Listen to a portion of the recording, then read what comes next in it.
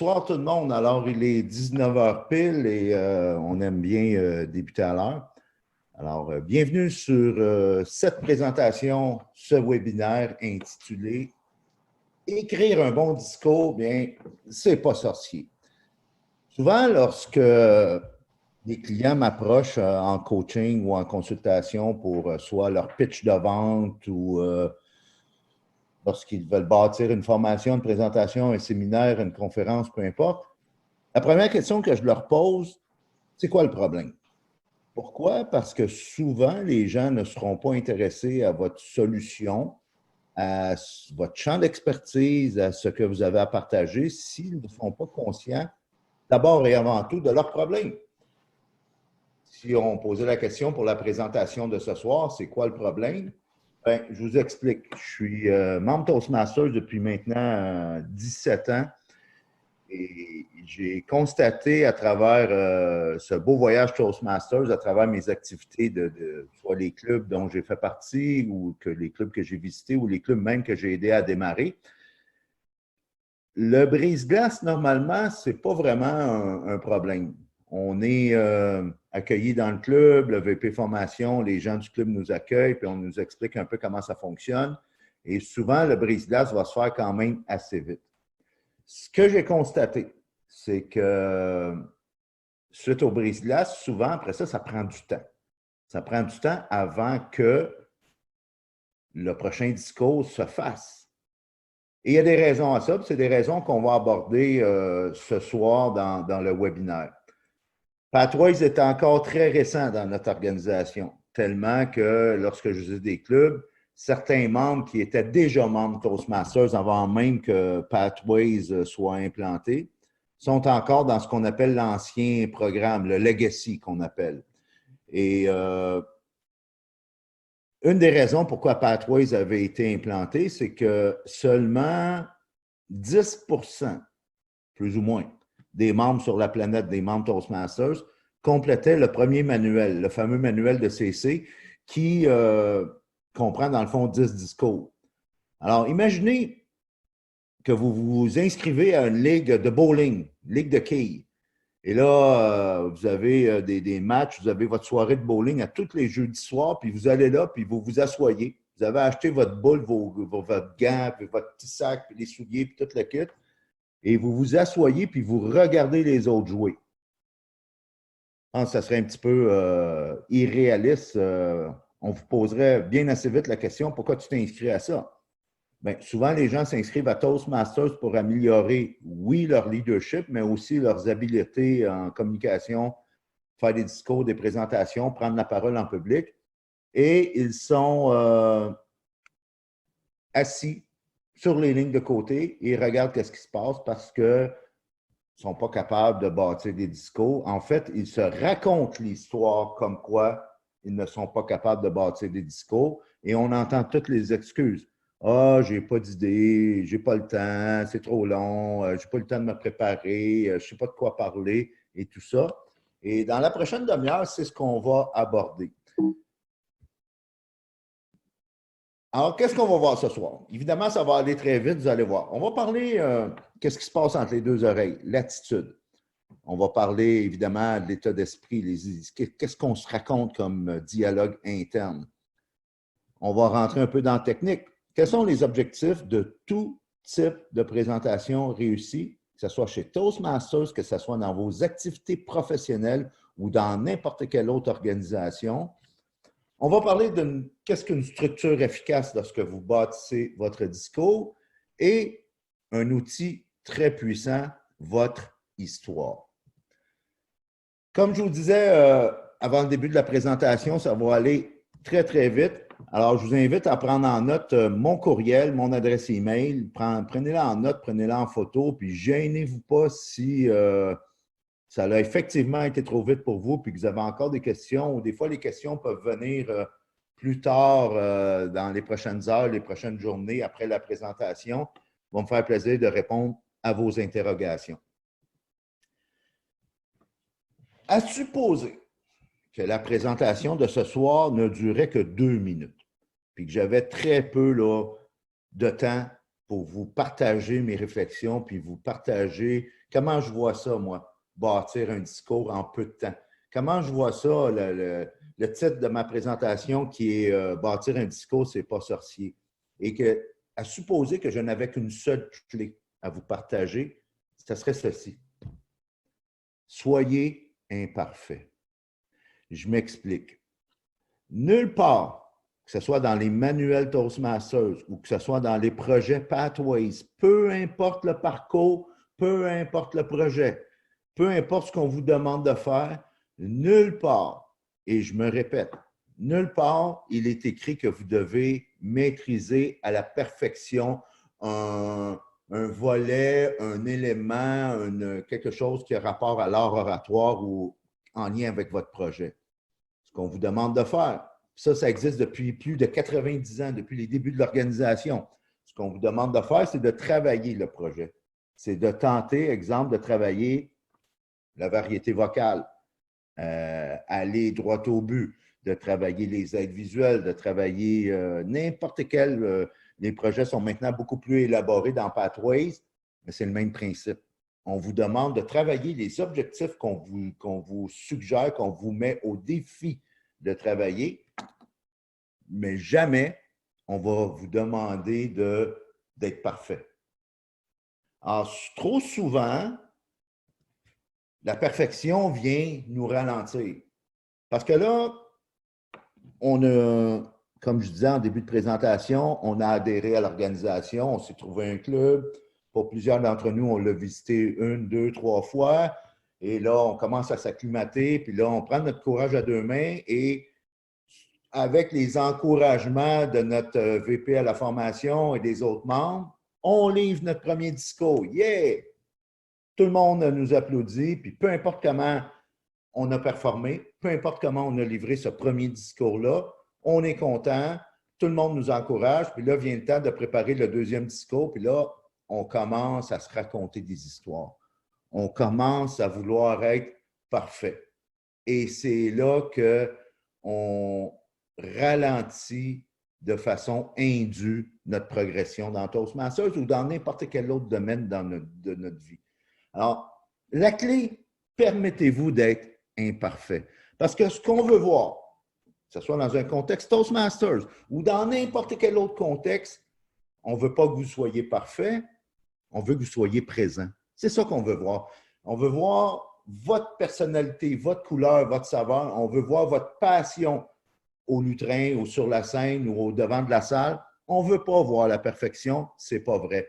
Alors, racontez-vous pas des histoires comme quoi je ne suis pas assez prête, je n'ai pas eu le temps de me préparer, je ne sais pas de quoi va parler. Souvent, vous savez, on va en parler des histoires tantôt vers la fin de ce webinaire, mais l'histoire la plus importante qu'on a à raconter, c'est l'histoire qu'on se raconte à soi-même.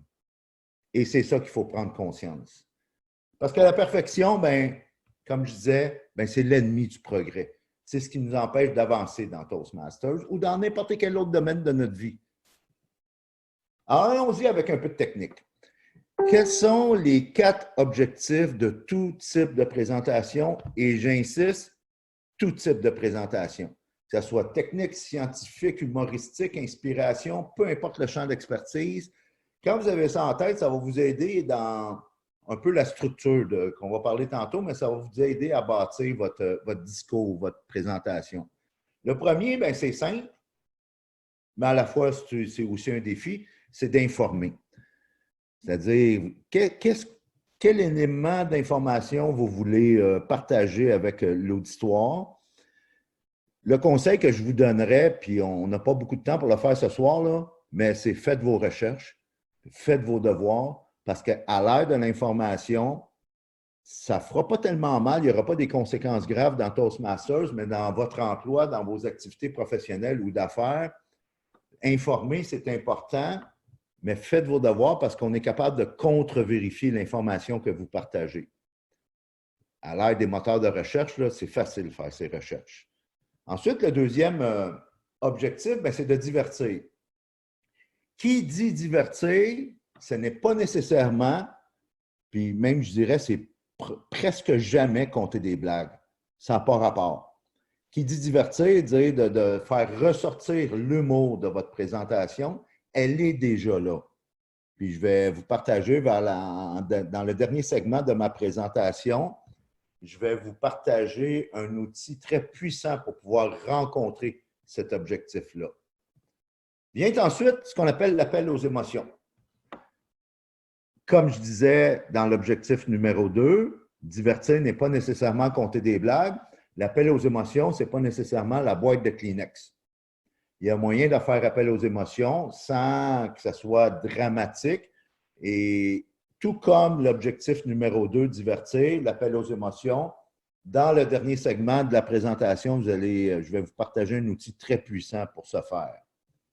Et, ultimement, lorsqu'on a informé, lorsqu'on a diverti, lorsqu'on a fait appel aux émotions, l'objectif ultime, c'est un appel à l'action. Pourquoi je t'ai écouté? Pourquoi j'ai assisté à ta présentation? Puis qu'est-ce que je peux faire avec ça dorénavant?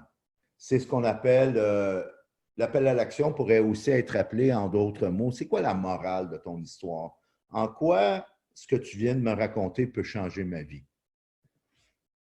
Vient ensuite ce qu'on appelle la structure d'une présentation.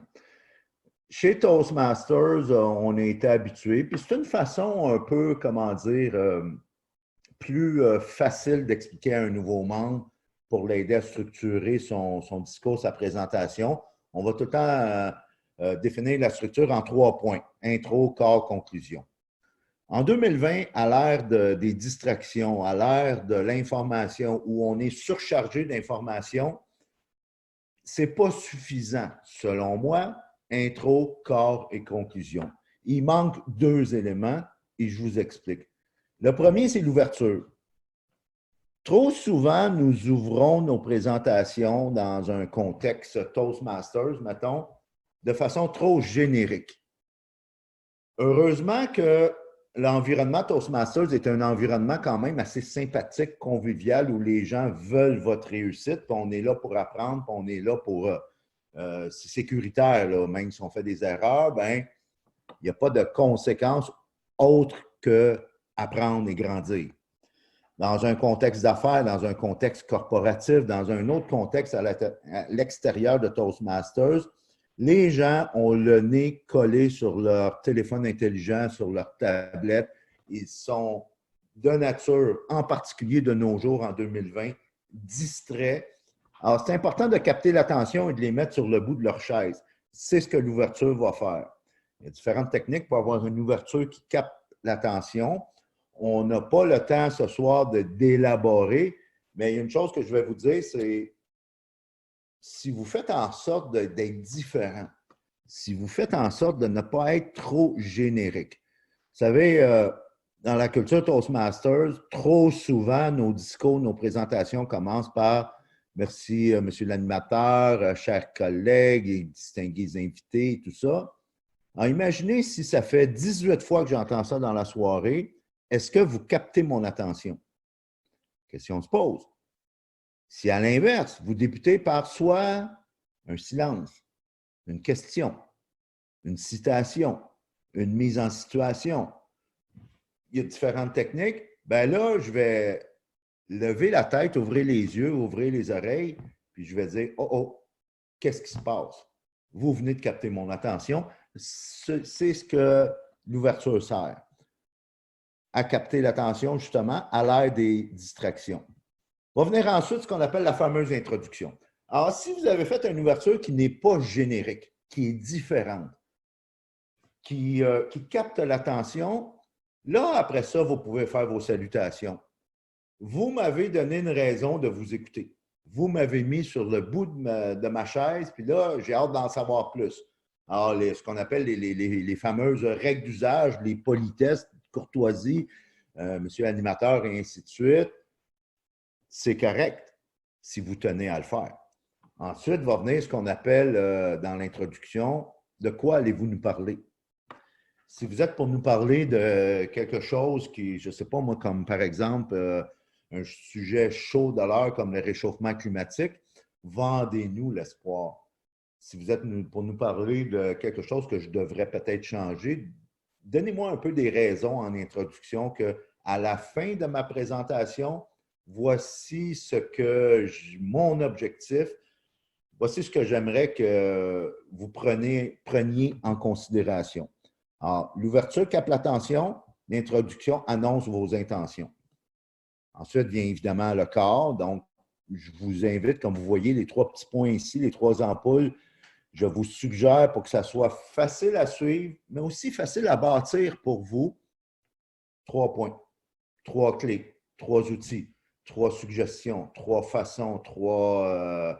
appelez ça comme vous voulez, mais la règle de 3 est prouvée scientifiquement que c'est plus mémorable et c'est plus facile aussi ça va vous donner beaucoup plus d'impact.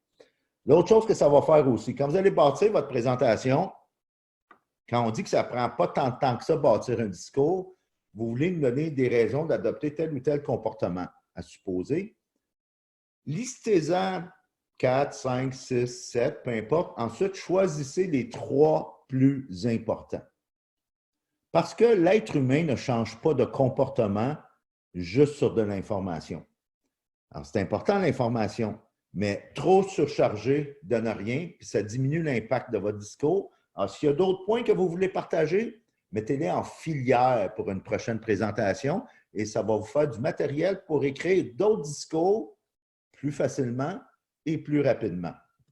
Va venir aussi la conclusion, un peu comme je disais, le premier élément de la structure, ne pas confondre ouverture et introduction. La conclusion, c'est le moment de récapituler. Alors, je vous ai parlé de ça. Dans une prochaine présentation, je vous parlerai peut-être de la suite ou d'autres outils que j'aimerais vous proposer à l'avenir. S'il y a d'autres annonces que vous voulez faire, c'est le temps. Et va venir ce qu'on appelle la fermeture. À ne pas confondre avec conclusion. Comme un vol en avion, les 2 éléments les plus importants, vitaux de votre présentation, de votre discours, de votre conférence, dans un vol en avion, le décollage et l'atterrissage, dans votre présentation, l'ouverture et la fermeture. Entre les deux, c'est une conversation. Entre les deux, les gens, à moins qu'ils aient pris des notes, vont probablement oublier. Avec l'ouverture, vous captez l'attention et avec la fermeture, il y a un appel à l'action fort, vous créez un impact et c'est ça que les gens vont se souvenir. Et faites attention, on a vu les 4 objectifs. Vous voulez informer, divertir, faire appel aux émotions, qui est un appel à l'action. On a une structure, on a un squelette. J'ouvre en captant l'attention. J'annonce mes intentions en introduction. 3 points, pas plus. Conclusion qui récapitule, qui annonce qu'est-ce qui s'en vient dans les prochaines semaines. Une fermeture qui crée un impact puis un appel à l'action. Ne partagez pas trop d'informations. Si, tout comme moi, ça fait un certain nombre d'années, un certain temps que vous êtes dans l'organisation, vous vous êtes sûrement aperçu que vous entendez un discours puis les gens ont comme 3 discours dans un. Il y a trop de matériel, partagent trop d'idées. Puis pourtant, après ça, ils se disent, bien, je n'ai pas le temps de faire des discours, je ne progresse pas assez vite parce que je manque de temps, parce que je n'ai pas d'idées, mais pourtant, tu viens de nous livrer un discours où il y avait 3 discours dans un. Tu aurais pu en partager un peu moins, ça serait plus clair, on serait plus capable de te suivre, tu aurais plus d'impact, puis ça te ferait du matériel pour les prochaines présentations, les prochains discours. Souvent, il y a trop d'informations. Et j'aime cette citation d'Albert Einstein qui dit « Si vous n'êtes pas capable de l'expliquer simplement, cela veut dire que vous ne le comprenez pas assez. » Souvent, dans mes consultations puis mes coachings professionnels, je mets au défi des gens avec qui je travaille, mes clients, je les mets au défi d'expliquer ce qu'ils font, leur champ d'expertise, leur domaine d'activité professionnelle ou corporatif. Es-tu capable de l'expliquer à ton petit-neveu de 8 ans? Parce que quand tu réussis à faire ça, ben, tu fais un peu comme Einstein disait qu'il y a du génie dans la simplicité. Puis ça, ben, ça va vous enlever un fardeau. C'est que, premièrement, ça va être beaucoup plus facile de bâtir votre discours. Deuxièmement, ça va être plus facile ça va être plus, ça va être plus facile aussi à maîtriser, c'est-à-dire à vous préparer. Fait que imaginez, c'est plus facile de bâtir votre discours, ça vous prend moins de temps parce qu'il y a moins de stock, puis vous l'avez simplifié, vous ne partagez qu'une seule idée en 3 points. Mais lorsque vient le temps, dans la semaine avant votre réunion Toastmasters ou le jour de votre conférence, lorsque vient le temps de vous préparer à le livrer, vous avez moins de stock à maîtriser parce que c'est moins condensé, il y a moins de stock. Alors, facilitez-vous la vie et vous allez avoir beaucoup plus de plaisir, moins de stress puis plus d'impact. Et voici maintenant l'outil ultime pour vous aider à faire tout ça. Je vous ai parlé en début de présentation des 4 objectifs de tout type de présentation réussie. Informer, bien sûr, mais juste de l'information, c'est comme un reportage de CNN. Et les gens ne changent pas de comportement que sur de l'information. Les deuxième et troisième objectifs, si vous vous souvenez bien, c'était de divertir et de faire appel aux émotions. On ne compte pas des blagues, on n'a pas besoin de la boîte de Kleenex. Mais comment on peut faire ça? C'est de raconter votre histoire. Ce que vous avez fait dans votre brise-glace, c'est probablement ça. Mais dans toutes les autres présentations, que ce soit une présentation très sérieuse, que ce soit une présentation d'affaires, que ce soit une présentation technique, scientifique, peu importe le type de présentation, trouvez une façon de raconter votre histoire, de raconter pourquoi vous voulez nous partager cette information-là. Pourquoi vous avez pensé à cette idée-là? Pourquoi ça vous passionne? Et ça va être beaucoup plus facile à ce moment-là de divertir, parce qu'il y a beaucoup d'humour qui se retrouve dans votre histoire. Il s'agit de la libérer et aussi de faire appel aux émotions. Tellement d'actualité, tellement important de raconter des histoires que maintenant, dans le monde des affaires, si la photo que vous voyez ici, l'émission Shark Tank aux États-Unis, l'équivalent au Canada anglais Dragon's Den, l'équivalent au Québec francophone dans l'œil du dragon. Lorsque un entrepreneur en démarrage d'entreprise recherche un investissement de ces dragons-là, va venir faire ce qu'on appelle communément dans le langage des affaires son pitch de vente. Et là, il va se présenter devant ces investisseurs-là et là, il va dire « J'ai besoin de 100 000 pour 10 de ma compagnie. » Oui, il faut que les chiffres fassent du sens. On s'entend, il faut faire nos devoirs. Puis comme je disais tantôt, un des objectifs, c'est d'informer. Alors, faites votre recherche. Il faut que les chiffres fassent du sens, le data, l'information technique. Mais après ça, ce qu'ils vont faire, ces investisseurs-là, c'est vous poser la question « Pourquoi? » Pourquoi tu lances tel type d'entreprise, de service, de projet, de produit, peu importe. Et c'est là qu'ils veulent connaître l'histoire derrière l'idée, l'histoire derrière le projet. Parce qu'ils n'investiront pas dans une compagnie, ils vont investir dans un être humain. Tellement que un qui était un maître dans l'art de raconter des histoires, Steve Jobs, fondateur d'Apple, compagnie, on s'entend, qu'on pourrait qualifier de technologique, des produits qu'on pourrait qualifier d'assez techniques. Et pourtant, chaque fois que Steve Jobs lançait un produit, c'était un événement. Pourquoi? Parce que Steve Jobs racontait des histoires. D'ailleurs, lorsqu'une trentaine d'années passées, il a lancé son premier iPod, il aurait pu arriver avec un paquet de spécifications, avec un beau PowerPoint chargé de chiffres et de technicalités puis de data. Mais ce qu'il a plutôt fait, c'est qu'il a dit 1000 chansons et ça rentre dans la poche. C'est tout ce qu'on avait besoin de savoir. Dans le fond, parce que c'est ce qui fait qu'on passe à l'action. C'est sur les histoires, les anecdotes, les témoignages, les expériences. Ce même Steve Jobs, en 1986-87, il a eu un différend avec le conseil d'administration d'Apple et il a dû quitter. Il s'est retrouvé à avoir du temps libre et il a acheté de son bon ami George Lucas la division film d'animation qu'il a baptisée à l'époque Pixar. Pixar, que si vous avez eu des enfants, ben, C'est différents films comme Gang de requins, Trouver Nemo et Histoire de joie et ainsi de suite. Et lorsque Steve Jobs a fait ça, il a implanté ce qu'on appelle en anglais le Pixar Pitch, qu'on pourrait paraphraser et traduire en disant le canevas, le script de Pixar.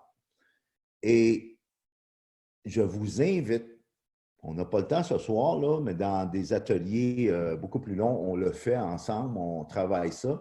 Allez sur Internet, faites des recherches Pixar Pitch. Vous pouvez en avoir plusieurs exemples dans toutes les langues. Et les créateurs, les scénaristes qui présentent un projet au conseil d'administration ou aux dirigeants de Pixar doivent encore à ce jour passer leur projet à travers ce petit script-là. Quand on dit « il était une fois », c'est quand ça s'est passé.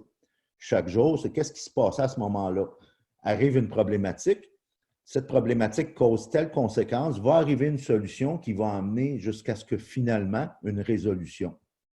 Vous avez vécu dans votre vie, dans vos passions, dans vos champs d'expertise, des expériences, des anecdotes, des témoignages, des choses qui se sont passées, ce qu'on appelle des histoires. On a besoin de les entendre, ces histoires-là. Puis vous savez, la beauté avec une histoire, c'est que vous l'avez vécue.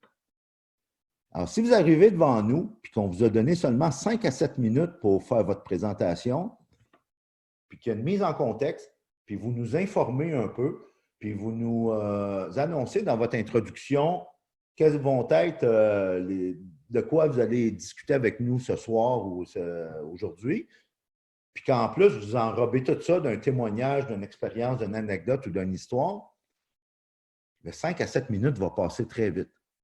On va passer un très bon moment avec vous. Vous allez nous divertir, vous allez faire appel à nos émotions, puis dans votre préparation, ça va vous prendre beaucoup moins de temps.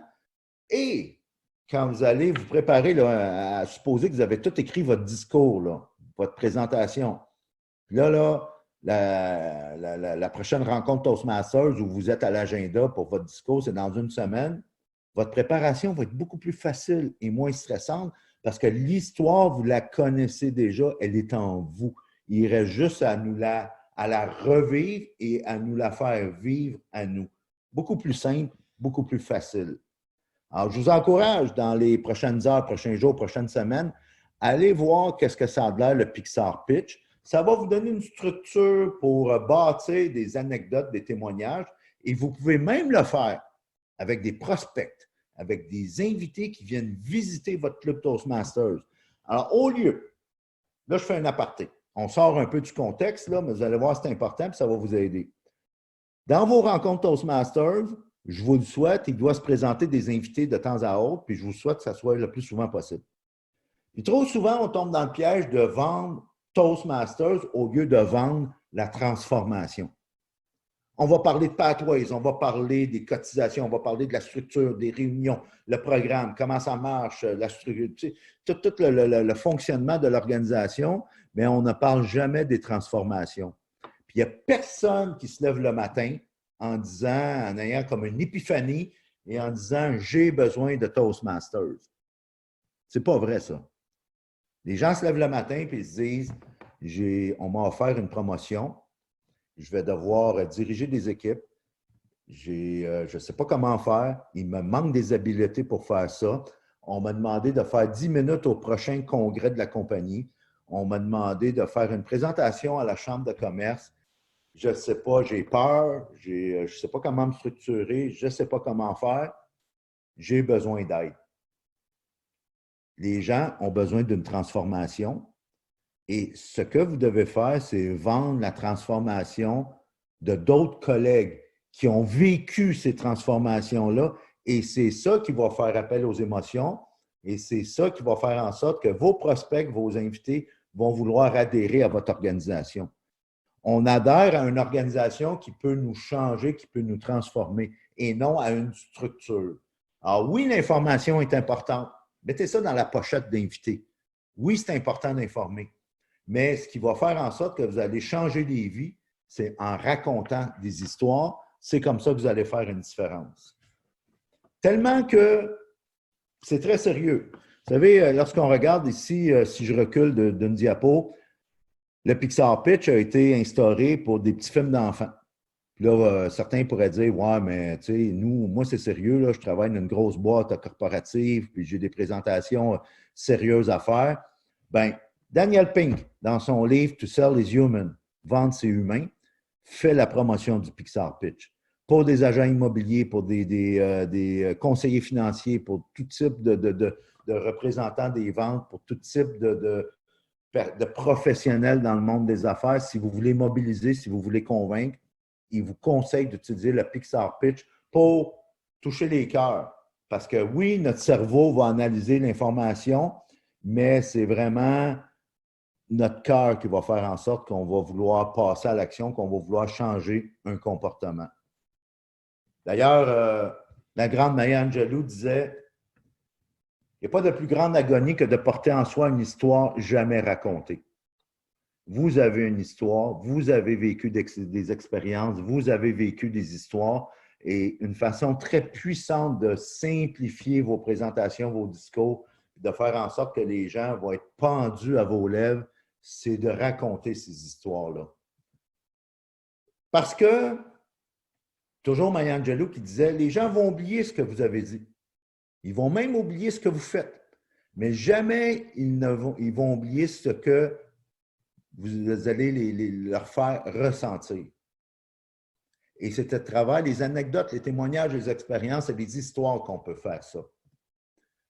Ce qui m'amène à la période de questions. Alors, je vais demander à Craig s'il peut enlever le mute de tout le monde. Est-ce qu'il y a des questions?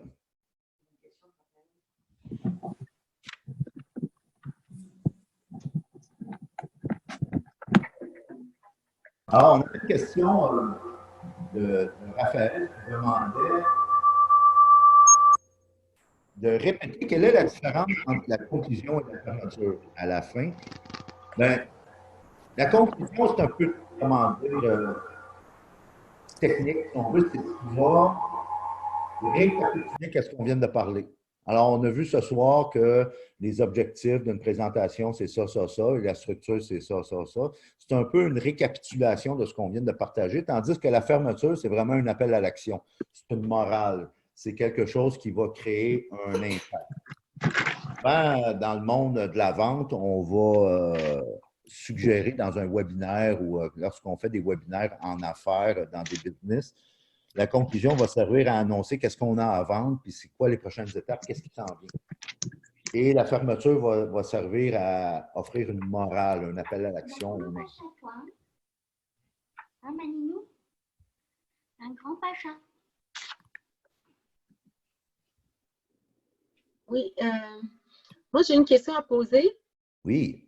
Oui, quand on fait un discours pour motiver les gens, est-ce que vous avez des tips, est-ce que vous avez des conseils à donner pour débuter le discours, puis quoi inclure dans le discours? Bien, outre... Donc, pour la motivation, ouais. la motivation pour vraiment amener les gens à avoir un impact sur l'auditoire, les faire adhérer à ce qu'on veut vendre. Est-ce que vous avez encore plus de choses à dire là-dessus? Tout à fait. Dans le fond, je vais le répéter, mais peut-être dans des mots différents. Qui dit motivation, si je comprends bien votre question, c'est d'inviter les gens à passer à l'action sur quelque chose que vous allez... les motiver à faire des choses aussi. Là. Les motiver à faire des choses. Comme je disais tantôt, les gens ne changent pas de comportement juste sur de l'information. Ça, c'est un. Okay. Deuxièmement, il est utopique de penser que comme personne, nous pouvons inspirer. Et je vais même me risquer à dire que des gens qui ont fait l'histoire de l'humanité, Mandela, Mère Teresa, Gandhi, Martin Luther King, ce n'est pas eux qui inspiraient, c'est leur histoire. Okay. Lorsqu'on regarde un homme ou une femme d'affaires qui a réussi en affaires ou dans tout autre domaine d'activité, ce qui nous inspire, c'est la transformation.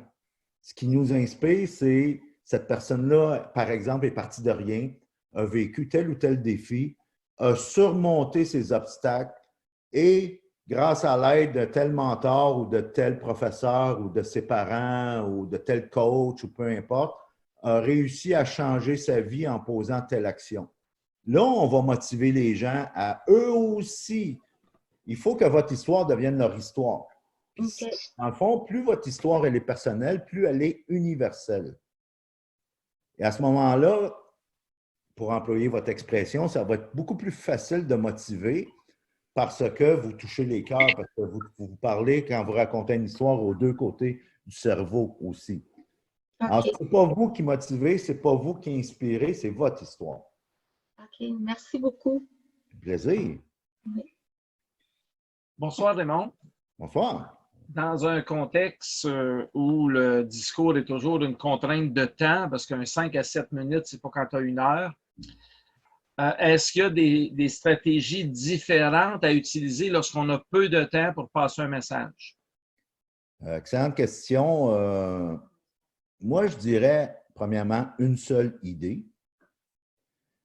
Souvent, si on fait référence, mettons, à un phénomène sur le web qui est très populaire, les fameux TED Talks, qui sont en passant dans les 2 langues, là, que je vous encourage, selon vos passions, d'aller vous abonner à ces petites vidéos-là. Et quand vous voulez partager une vidéo que vous avez aimée sur TED Talk, le petit bouton en bas à gauche de l'écran va dire « Partagez cette idée ». Share this idea. Une seule idée. Et trop souvent, il y a trop d'idées dans nos présentations, c'est pour ça qu'on n'est pas capable de rentrer dans le 5 minutes. Ce qui fait, on est présentement dans la saison Toastmasters des concours internationaux, des concours de discours. Et ce qui fait la force des gagnants, des champions de ces concours-là, c'est qu'ils écrivent des discours. Puis je dis bien écrire. C'est-à-dire qu'ils écrivent leurs discours mot à mot, en particulier pour les concours.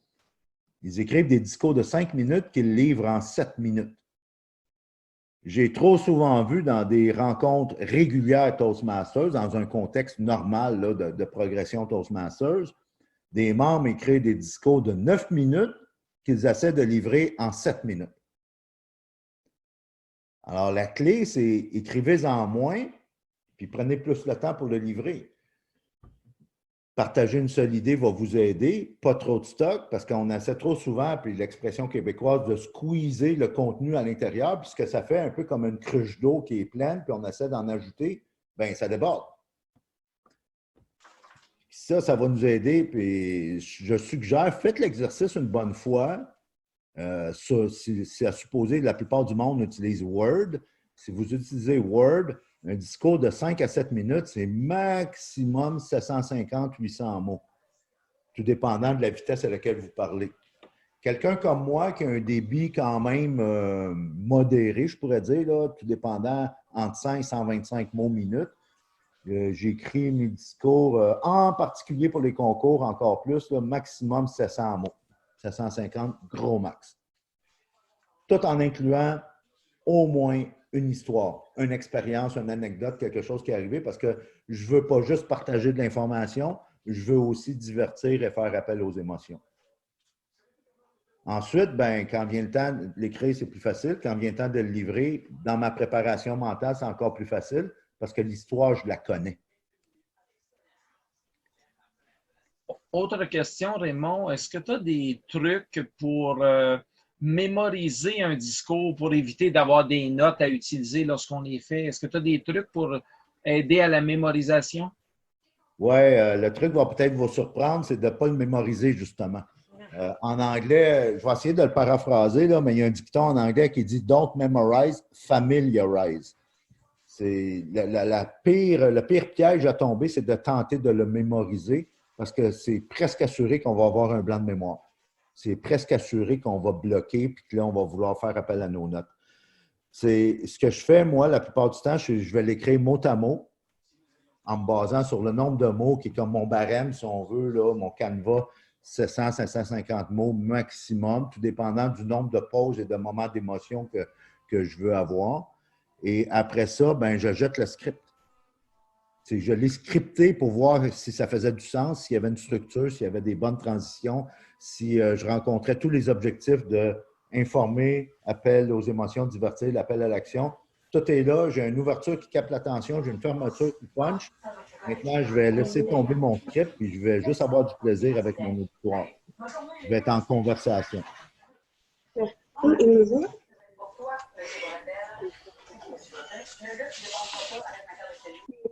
Est-ce qu'il y a d'autres questions? Il ne